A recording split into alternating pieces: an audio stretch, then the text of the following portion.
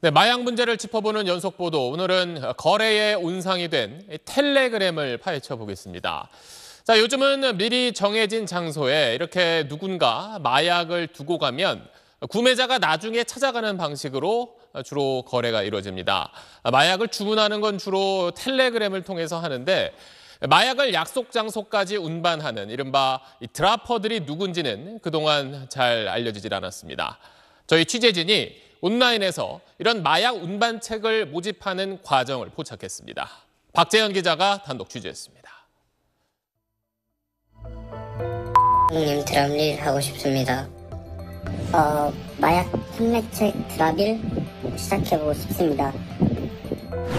텔레그램 마약 판매방에 올라온 드라퍼 영상 지원서입니다. 대화 내용을 보면 마약상은 월급 1,000만 원에 별도로 마약까지 주겠다고 약속합니다.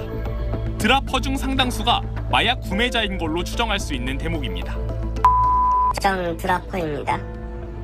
하이. 충격적인 건 지원자들이 본인 얼굴은 물론 신분증, 가족관계 증명서까지 공개한다는 겁니다.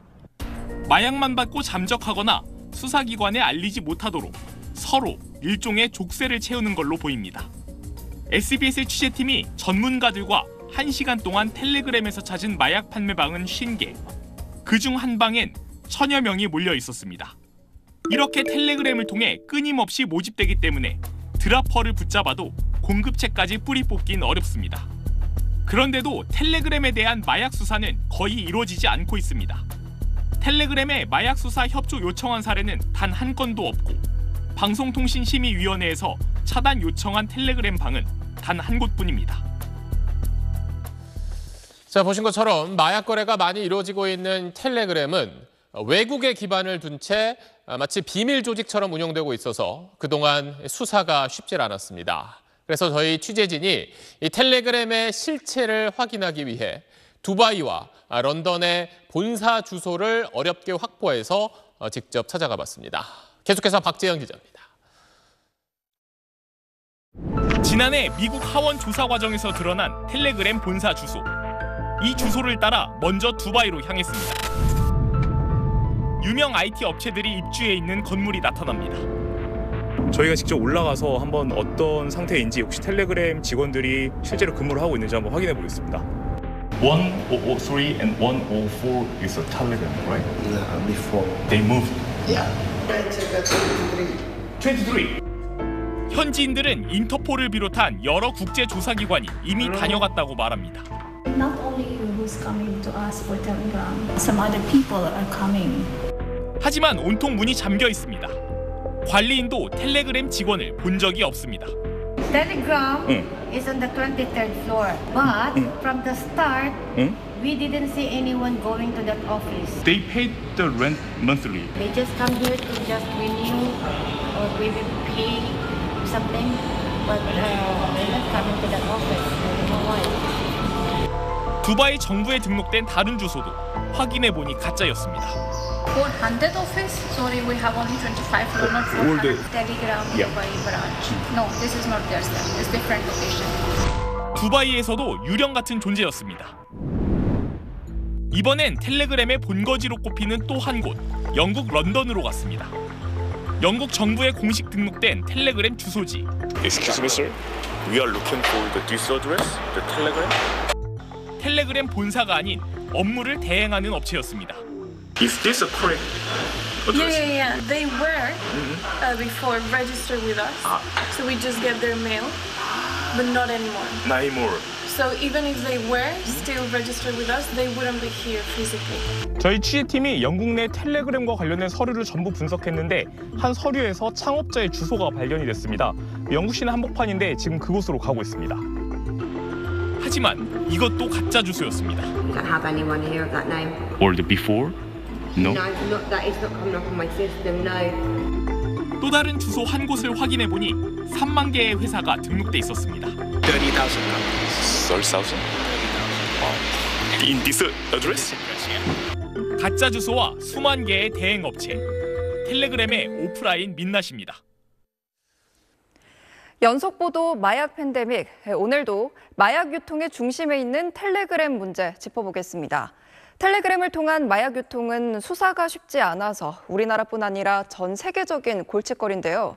우리 정부는 접촉이 어렵다면서 사실상 텔레그램을 방관하고 있는데 어떻게든 접촉에 성공한 나라들도 있었습니다. 이게 어떻게 가능했는지 먼저 박재현 기자의 보도 보시겠습니다. 두바이의 한 주차장. 현지인 복장을 한 남자가 주변을 살피더니 무언가를 숨깁니다. 텔레그램으로 거래한 마약을 배달하는 운반책이었습니다. 우리나라 마약 거래 현장과 똑같은 전형적인 던지기 수법입니다. 상품 보여주고 여기 메뉴판처럼 이렇게 이건 얼마, 암호화폐로 이제 어떻게 지급하는 걸 안내하는 그 패턴이 한국하고 완전히 똑같아요. 보안이 철저하다는 이유로 급성장한 텔레그램은 범죄자들도 애용하면서 세계적인 골칫거리가 됐습니다. 텔레그램 접촉을 사실상 방관하고 있는 우리와 달리 가진 노력 끝에 텔레그램을 찾아내 접촉에 성공한 나라가 있습니다. 바로 독일입니다. 독일 연방 내무부 장관 낸시 페이저는 지난해 2월 트위터에 텔레그램을 찾았다는 글을 올렸습니다. 텔레그램을 악용한 마약, 테러 위협에 온갖 정보 자산을 동원해 접촉에 성공한 겁니다. 2년간 텔레그램을 추적한 독일 슈피겔의 탐사 기자는 텔레그램 창업자를 협상 테이블로 끌어낸 걸 높이 평가했습니다. The German Interior Ministry managed to contact Telegram, and they had a video call, and there was a person with a hoodie in it, and it was Mr. Durov himself, Ministry of Interior, that they were quite surprised to see the boss of the company show up in this call.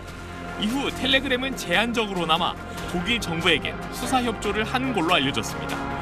Now, they have been in contact for a longer time, and this led to some specific cases, a small number of cases where Telegram would hand over data of suspects, for example, in child sexual abuse cases or terrorist cases. 브라질, 인도도 최근 텔레그램 측과 접촉을 시작했습니다.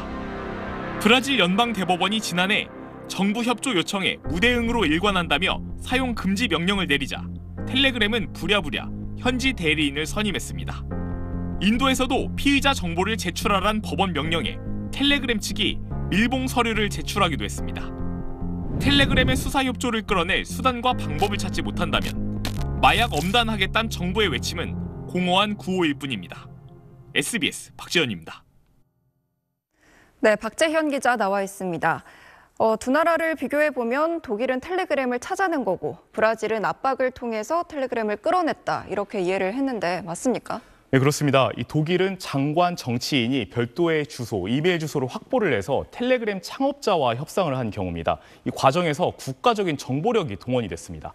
반면에 브라질하고 인도의 경우는 그 법적인, 그 경제적인 제재를 가해서 이 끌어낸 경우인데 이 텔레그램에 제재를 가한 나라가 현재 11개 이상입니다. 이 찾아냈느냐, 끌어냈느냐의 차이는 사실 이 표현의 자유, 이 프라이버시 문제에 그 국가가 어떻게 대응하냐에 또 차이가 있습니다.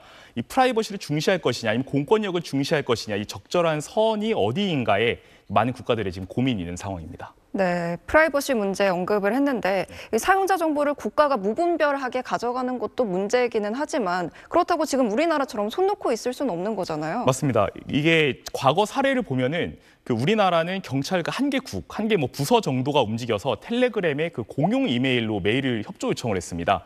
근데 이 메일은 하루에 수만 통의 메일도 날라올 수 있는 거여서 사실상 이 접촉이 될 리가 없습니다. 이 독일처럼 권위 있는 정부 인사나 정치인이 발벗고 나서야 합니다. 그리고 이 과정에서 당연히 국제 공조도 필요하고요.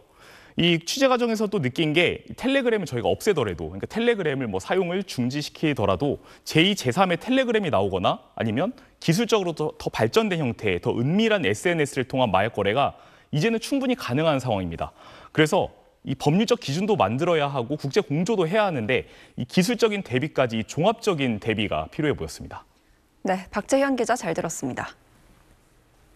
네, 안녕하십니까, 김현우입니다. 더 많은 뉴스와 라이브 이벤트를 보고 싶으시면 화면 오른쪽을 눌러서 구독해 보시길 바라겠습니다. 또 저희 SBS 앱을 다운로드 하시면 속보 알림도 받아보실 수 있습니다. 항상 저희 SBS 뉴스를 시청해 주셔서 대단히 고맙습니다.